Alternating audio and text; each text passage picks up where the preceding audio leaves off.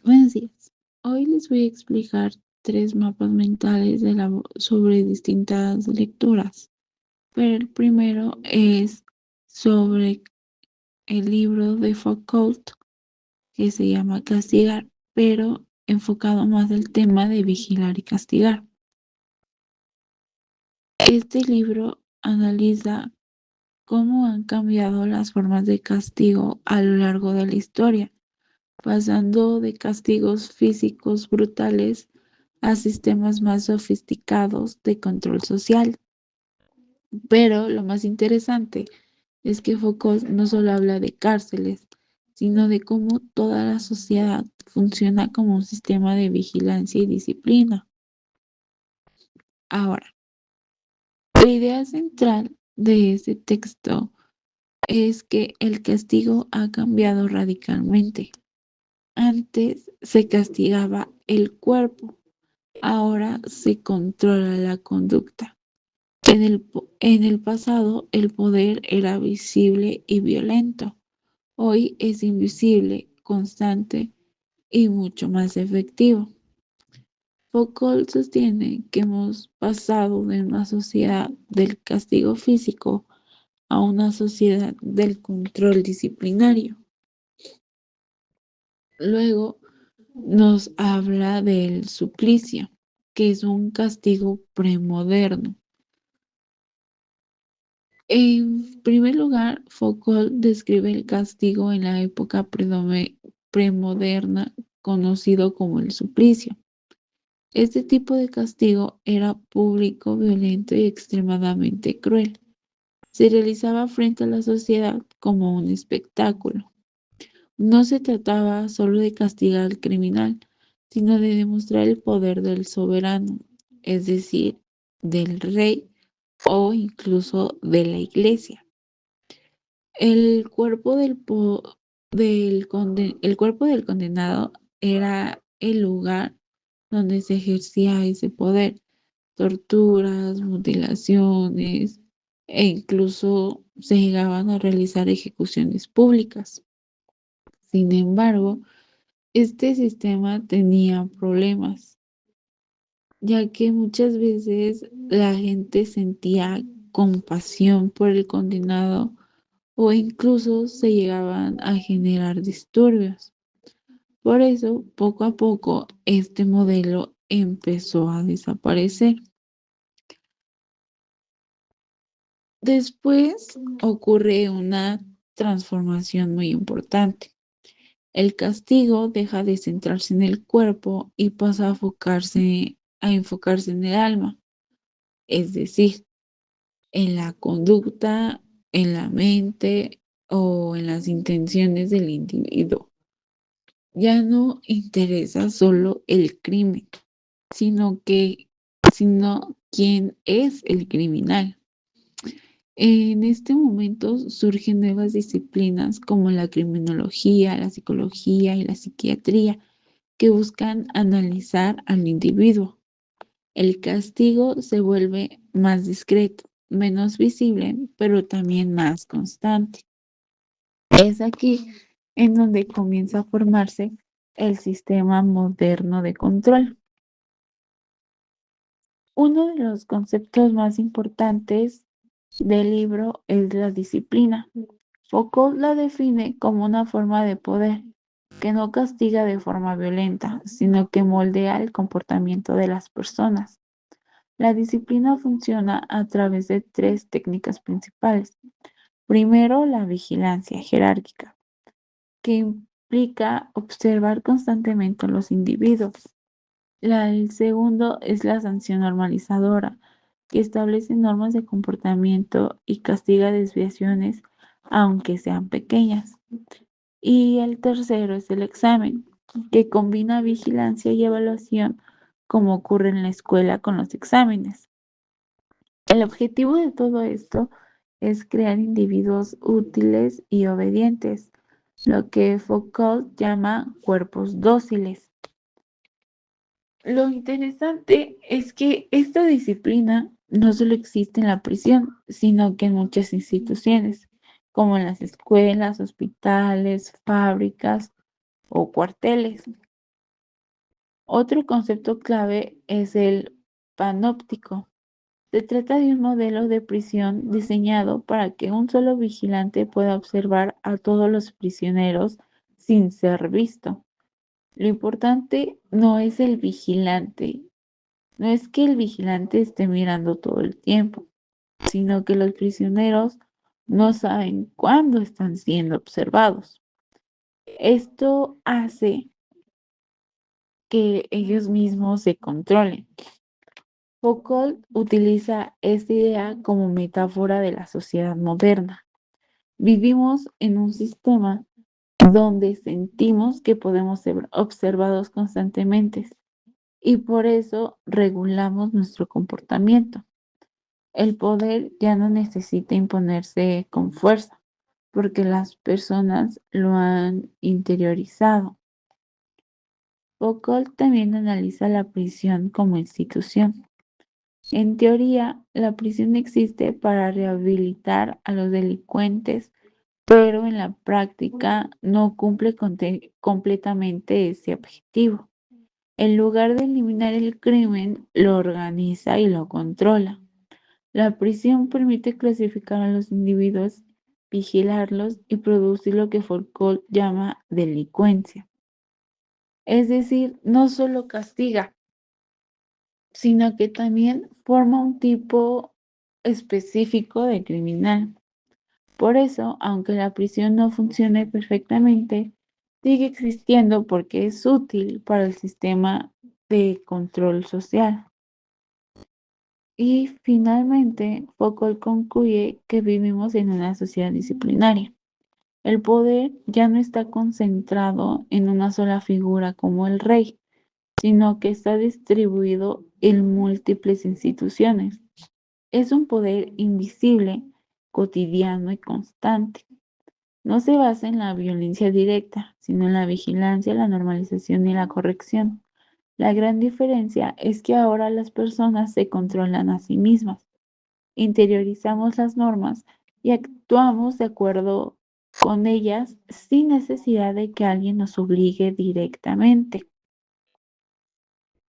En conclusión, Foucault nos muestra que el castigo moderno no es necesariamente más humano, sino más eficiente.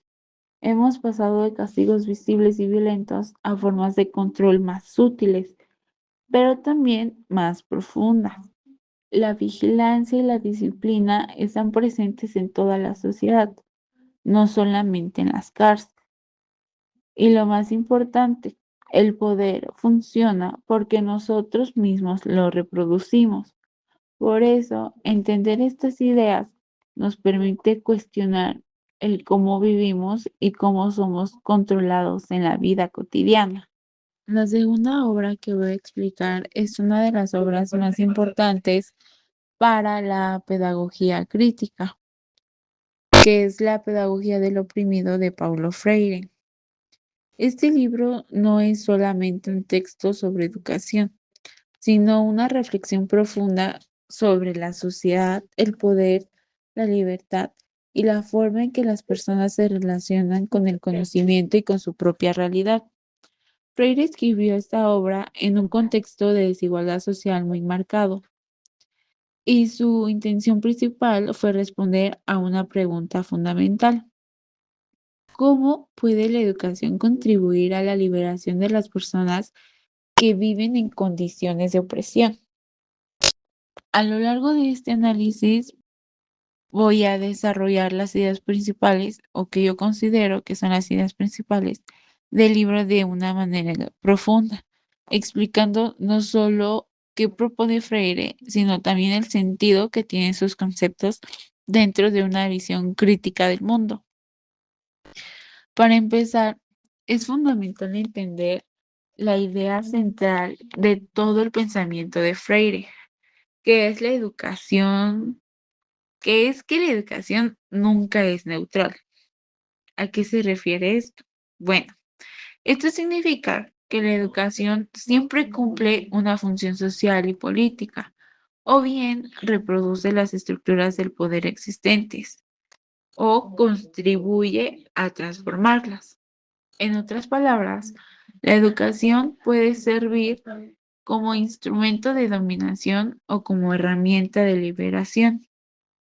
Freire critica la visión tradicional de la educación como un simple proceso de transmisión de conocimientos, ya que considera que esta visión reduce al estudiante a un sujeto pasivo. En cambio, propone que la educación debe formar personas críticas, capaces de reflexionar sobre su realidad y actuar sobre ella. Aquí aparece un concepto clave en su pensamiento, que es el de praxis. La praxis es la unión entre reflexión y acción, es decir, no basta con comprender el mundo, sino que es necesario actuar para transformarlo. Para Freire, una educación verdaderamente significativa es aquella que permite a las personas tomar conciencia de su situación y actuar para cambiarla. A partir de esta idea, Freire desarrolla su concepción del ser humano como un ser inconcluso, es decir, un ser en constante proceso de construcción. El ser humano no está terminado, sino que siempre está en búsqueda de su desarrollo, de su crecimiento y de su realización. Esta búsqueda se expresa en lo que Freire llama la vocación de ser más, que implica el deseo de alcanzar una mayor plenitud como persona. Sin embargo, esta vocación se ve constantemente amenazada por la deshumanización, que es una condición en la que las personas son reducidas, limitadas o explotadas. Freire establece entonces una tensión entre humanización y deshumanización.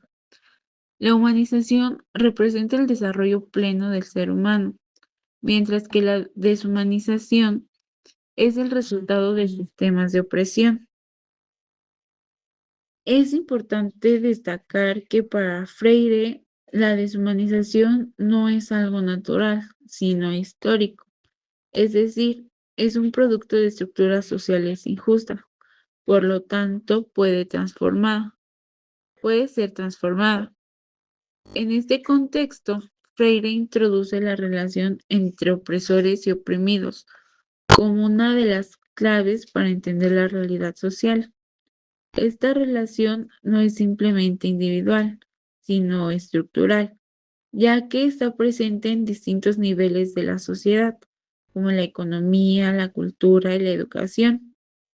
Los opresores son aquellos que ejercen poder y dominación, mientras que los oprimidos son quienes viven bajo esas condiciones. Sin embargo, Freire señala que esta relación no solo afecta a los oprimidos, sino también a los opresores, ya que estos últimos también se deshumanizan al ejercer la dominación. Uno de los aspectos más profundos de este análisis es la idea de que los oprimidos pueden interiorizar al opresor, es decir, adoptan su forma de pensar, sus valores y su visión del mundo. Esto genera una situación compleja en la que el oprimido, en lugar de buscar su liberación, puede aspirar a convertirse en opresor. De esta manera, la opresión se reproduce incluso dentro de la conciencia de quienes ya la sufren. Para superar esa situación, Freire propone el concepto de concienciación, que es el proceso mediante el cual las personas toman conciencia crítica de su realidad.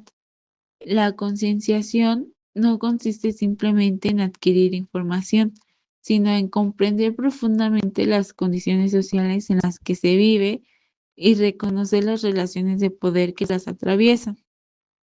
Este proceso implica pasar de una conciencia ingenua en la que la realidad se acepta sin cuestionamientos, a una conciencia crítica en la que se analizan las causas de los problemas y se busca transformarlos. La concienciación tiene una dimensión política, ya que implica cuestionar el orden establecido y asumir una posición frente a él. Para Freire, una educación que no promueve la conciencia crítica está contribuyendo a mantener la opresión. En relación con esto, Freire distingue dos modelos de educación completamente opuestos. Por un lado, la educación bancaria, que es el modelo tradicional en el que el docente deposita conocimientos en el estudiante, quien los recibe de manera pasiva. Este modelo se caracteriza por la memorización, la repetición y la ausencia de diálogo, y tiene como consecuencia la formación de individuos que no cuestionan la realidad. Por otro lado, Freire propone la educación problematizadora, que no se basa en el diálogo, que se basa en el diálogo y en la participación activa de los estudiantes. En este modelo, el conocimiento no se transmite, sino que se construye colectivamente, y tanto el educador como el educando aprenden en el proceso. La educación problematizadora busca desarrollar el pensamiento crítico y la capacidad de transformar la realidad. El diálogo ocupa un lugar central en esta propuesta, ya que el medio a través a través del cual se construye el conocimiento y se genera la conciencia crítica. Para Freire, el diálogo no es simplemente una conversación, sino un encuentro entre sujetos que se reconocen como iguales. Este encuentro debe basarse en valores como el respeto, la humildad, la confianza y el compromiso. Sin estas condiciones, el diálogo se convierte en manipulación. A través del diálogo, las personas pueden compartir sus experiencias, reflexionar sobre ellas y construir una comprensión más profunda de la realidad. Otro elemento fundamental es la praxis, como ya mencioné al inicio, que es entendida como la acción transformadora basada en la reflexión. La praxis implica un compromiso activo con el cambio social, ya que no se trata solo de entender la realidad, sino de intervenir en ella. Freire critica tanto el verbalismo, que es la reflexión sin acción, como el activismo, que es la acción sin reflexión. En ambos casos se pierde el sentido transformador de la praxis. Solo cuando la reflexión y la acción se integran es posible generar cambios reales. En el ámbito educativo, Freire desarrolló un método de alfabetización que refleja todos estos principios. Este método se basa en el uso de palabras generadoras que provienen del contexto de los estudiantes y están relacionadas con su vida cotidiana. A través de un proceso de codificación y decodificación, los estudiantes analizan estas palabras y las situaciones que representan, lo que les permite reflexionar sobre su realidad. De esta manera, aprender a leer y escribir se convierte también en aprender a interpretar el mundo. La alfabetización, entonces, no es solamente un proceso técnico, sino que también es un proceso de concienciación. Finalmente, Freire aborda la relación entre cultura, lenguaje y poder. Para él, la palabra no es solo un medio de comunicación, sino una forma de acción que permite transformar el mundo. Decir la propia palabra es afirmar la propia existencia como sujeto. Sin embargo, en contextos de opresión, el exceso a la palabra está limitado, lo que refuerza las desigualdades. Por eso, la educación debe permitir que las personas recuperen su voz y participen en la construcción de la realidad. En este sentido, Freire distingue entre una acción cultural antidialógica que busca mantener el control mediante la manipulación y la división, y una acción cultural dialógica que promueve la colaboración, la unión y la transformación social. En conclusión, la pedagogía del oprimido plantea que la educación tiene un papel fundamental en la construcción de una sociedad más justa.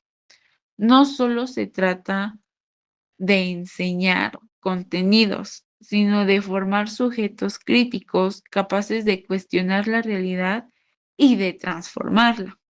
La liberación no es un proceso individual, sino colectivo y que requiere conciencia, diálogo y acción. Freire, en esta lectura o en este libro, nos invita a reflexionar sobre el tipo de educación que recibimos y a preguntarnos si realmente está ayudando a comprender el mundo y a transformarlo, o si simplemente nos está enseñando a adaptarnos a él.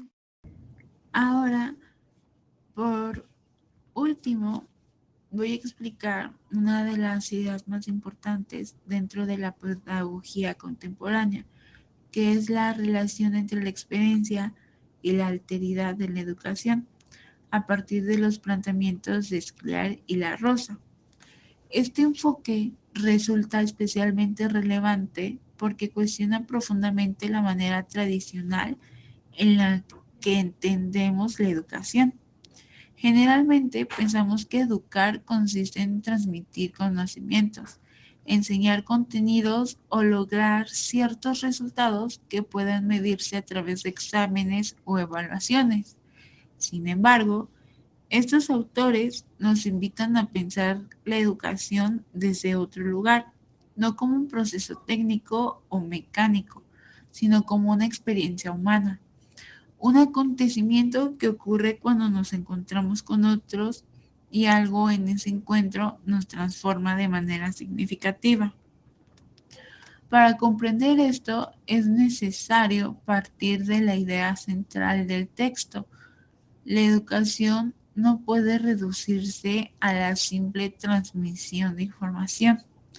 Educar no es solamente explicar contenidos o hacer que los estudiantes memoricen datos, sino que implica que algo le ocurra al sujeto, que haya una transformación en su manera de pensar, de sentir o de ver el mundo.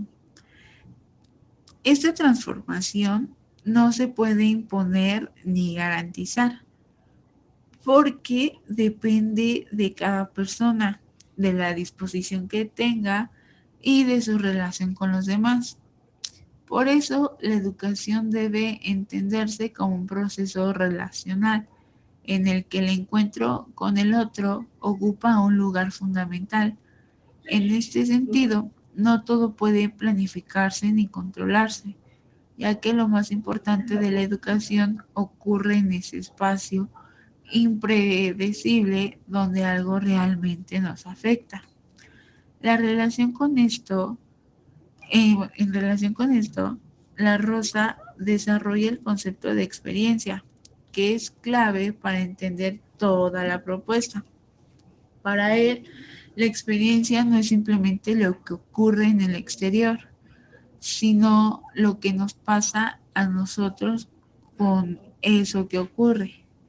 Es decir, no basta con que sucedan cosas o con recibir información. Lo importante es si eso que sucede nos toca, nos afecta o deja alguna huella en nosotros. En la actualidad estamos rodeados de información y de estímulos constantes, pero eso no significa que estemos teniendo experiencias. Muchas veces escuchamos, leemos o vemos cosas sin que realmente nos transformen. La experiencia, en cambio, implica un proceso más profundo en el que el sujeto se ve afectado y de alguna manera cambiado por lo que ha vivido. Además, La experiencia tiene ciertas características que las hacen muy distintas de los procesos educativos tradicionales. En primer lugar, es subjetiva, porque cada persona vive las cosas de manera diferente. Dos estudiantes pueden estar en la misma clase y sin embargo uno puede sentirse profundamente interpelado mientras que el otro no experimenta nada significativo. En segundo lugar, la experiencia es irrepetible, ya que no se puede reproducir de la misma forma en otra persona ni en otro momento. También implica transformación, porque después de una verdadera experiencia, el sujeto ya no es exactamente el mismo. Por otro lado, requiere tiempo, ya que no puede darse en medio de la rapidez y la saturación que caracterizan a la educación actual. Finalmente, la experiencia exige una cierta apertura, una disposición a no tener todo bajo control y a dejarse afectar por lo que ocurre. A partir de esto, La Rosa realiza una crítica a la educación contemporánea, señalando que está demasiado centrada en la eficiencia, la rapidez y los resultados medibles. En este tipo de educación, todo debe de ser evaluado, cuantificado y comparado, lo que deja poco espacio para la reflexión, el silencio o la pausa. Como consecuencia, se pierde la posibilidad de que los estudiantes tengan experiencias reales, ya que todo se orienta hacia el cumplimiento de objetivos y no hacia la transformación del sujeto. Por otro lado, Esclar introduce el concepto de alteridad, que se refiere al reconocimiento del otro como alguien verdaderamente diferente.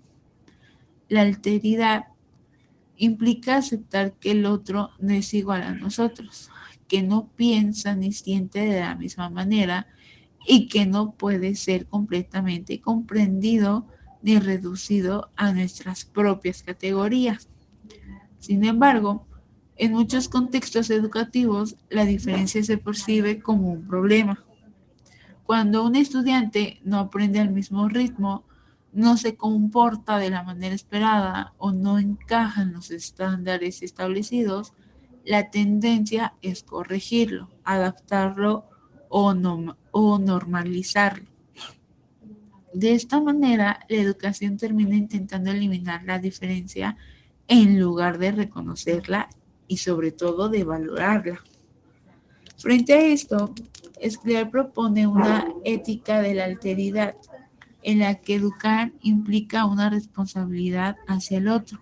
Esto significa escuchar, respetar y reconocer la singularidad de cada persona, sin intentar imponerle una forma única de ser. No se trata simplemente de tolerar la diferencia, sino de asumirla como algo fundamental en la relación educativa. En este sentido, el otro no es alguien que deba ser moldeado, sino alguien con quien nos relacionamos desde el respeto y la apertura.